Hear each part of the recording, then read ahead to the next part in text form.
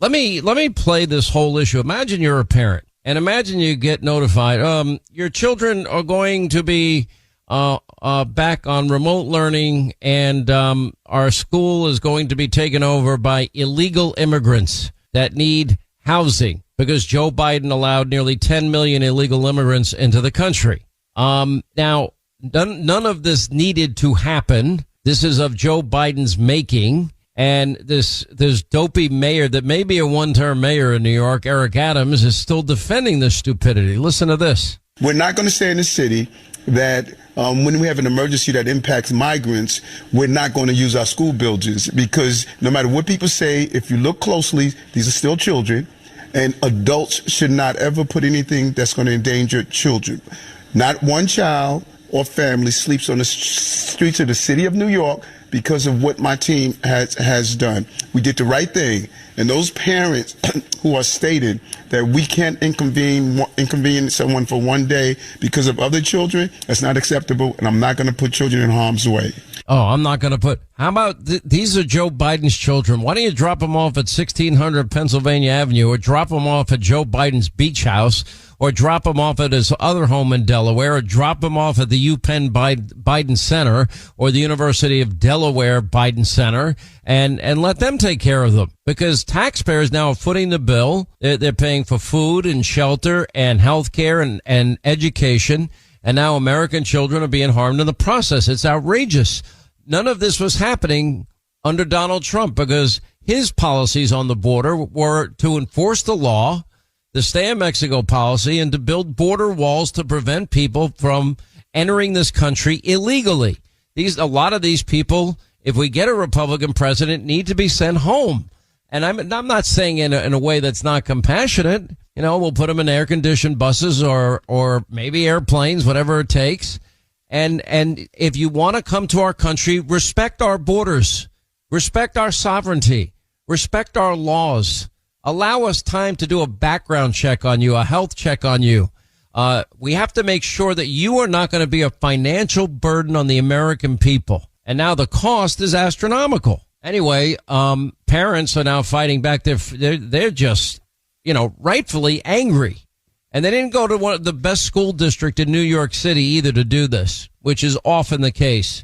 They target people, lower income neighborhoods. I mean, it's so unfair. And I honestly, I could see the race card being played if God forbid the mayor of New York was not African American. Shame on you! Shame on you! Shame on you! Shame on you! Shame on you! Shame on you! Shame on you! Democrat, go home! Democrat, go home! New York City. Migrants built New York City. Hold on. You see my face? I would like to see your face. You can listen to me. Really? What did you do? COVID is over. You'll be only I would like to see your face. I would like to see your face. I have a child. So do I. I would like to. So now there's nothing that the parents can do. And now their kids, they're going to have remote learning. And most people have come to the conclusion that during COVID, remote learning didn't work out, was not as effective as everybody thought it was. Anyway, joining us now is Erika Donalds. By the way, happens to be the wife of our friend Congressman Byron Donalds of Florida, guest faculty at the Leadership Institute's School Board Programs and CEO of Optima Education. And Annie Keller is the co-founder, director of curriculum for and instruction for the Locke Society, discussing, this horrific treatment of high school students in favor of illegal immigrants, over legal Americans getting the education that they pay for. Anyway, welcome both of you. Erika, your husband married way over his pay grade. I'm just saying for the record. But we're very fond of both of you. We're glad to have you on the program. Well, thank you, Sean. It's absolutely outrageous that Eric Adams would say this is a one-day inconvenience, displacing students from their classrooms, when New York City has dismal proficiency levels, is lowering their academic standards, and these students need 4 months additional time in classrooms to even catch up from the learning loss during COVID. It's not a one-day inconvenience. These students need to be in their classrooms with their teachers and with higher standards than we've had for decades in the past, learning so that they can be informed and keep our democratic society going in the future. This is Yeah, I mean, it's a huge problem. What's your take, Annie? Hi, Sean. Thank you so much for having me on. I have to be honest, I'm pretty angry right now. As a former New York City teacher, I have to address Mayor Adams' ridiculous assertion. Number one, our children in New York City are dealing with food, shelter, and clothing insecurities. They're dealing with it themselves. 67% of the students in this particular school qualify for free lunch. 73% live below the poverty line. So when you say that your school is suddenly shifting to remote learning, now you have kids who might not be getting their breakfast that day, might not be getting their lunch that day, and I can't look them in the eye and tell them that. They're going to be upset about that before anything else. And remote learning isn't always this cute little, oh, we're going to go to remote learning, you're going to put your laptop on, I'm going to see a little teddy bear on your bed. That's not remote learning. These kids don't have technology. They don't have desks in their rooms. Some of them don't have bedrooms, and some of them don't even have homes. Yet he's going to come out here and tell us, oh, we're just going to go to remote learning. That's not happening. And then his assertion, oh, I don't want to put children in harm's way. The entire city is harm's way. Is he kidding me? He just had a 4-year-old punched in the face in Times Square and knocked to the ground not that long ago. He just had 2 women eating in Grand Central Station. One got stabbed in the back, one got stabbed in the leg. You're telling me you're not putting children in harm's way? These kids have to walk among these maniacs that you've let back out on the streets, and they're walking to school. They're taking the subways to school. And you're putting them in harm's way. You absolutely are. And you know what else is disgusting, too? Is that these teachers, these woke leftist teachers in New York City, and I know because I worked with them, are going to use this as an opportunity, as a teachable moment, quote, we call these a teachable moment, to say that, hey, the U.S. kicked the Native Americans off their lands. Right now, this is a disclaimer, do not teach this. Don't teach this. But they're going to go and they're going to say to the kids, hey, we kicked Native Americans off their lands. Now, do you think maybe you know how they felt? Can you have a little empathy for that? And that's disgusting. And again, don't do it. But I know that there are teachers probably doing this right now, especially because you know why? 8th graders in New York City right now are most likely learning westward expansion. So this ties in perfectly. And that's their whole, agenda that they want to put into these classrooms, these leftist teachers there. And that's really what's absolutely sickening to me. Everyone thinks that we've won. Everyone keeps saying, oh, we've won. The conservatives are winning. We're winning. What are you winning? All of this is all being supported. This is going to be supported by all these crazy leftists who are the only ones who have any type of significant presence in schools, are these leftist teachers. Social justice, your idea of, reparations, all of the conversations around white privilege, systemic racism, CRT, these are all still going on. These are all still very prevalent in teacher circles. The NCSS, the National Council for Social Studies, just had their conference. This is all they talked about. So this ties in perfectly with what they're talking. So a lot of what they're talking about in classrooms.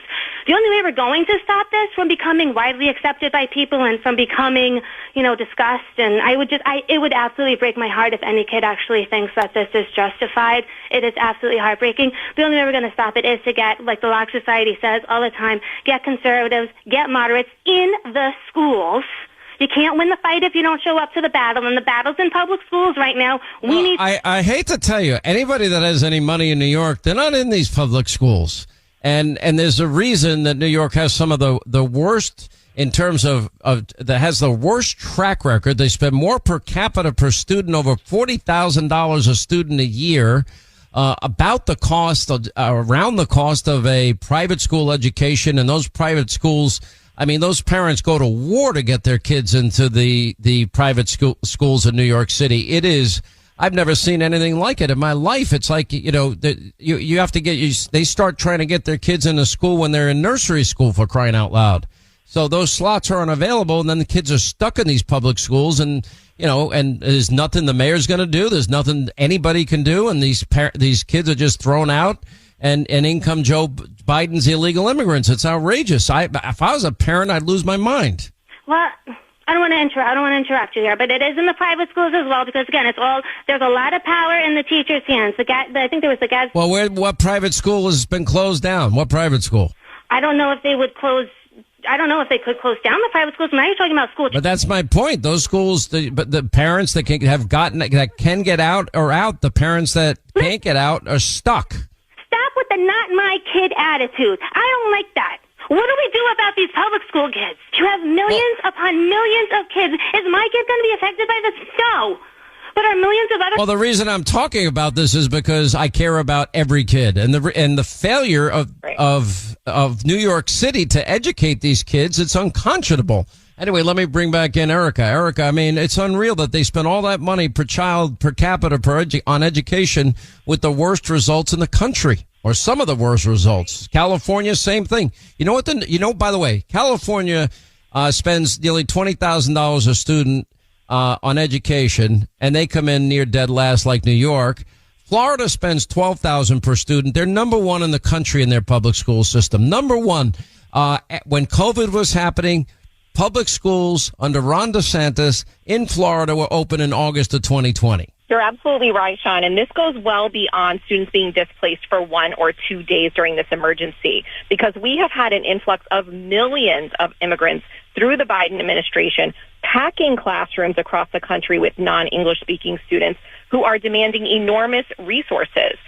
There is research that shows numerous negative impacts from the increasing migrant populations in schools.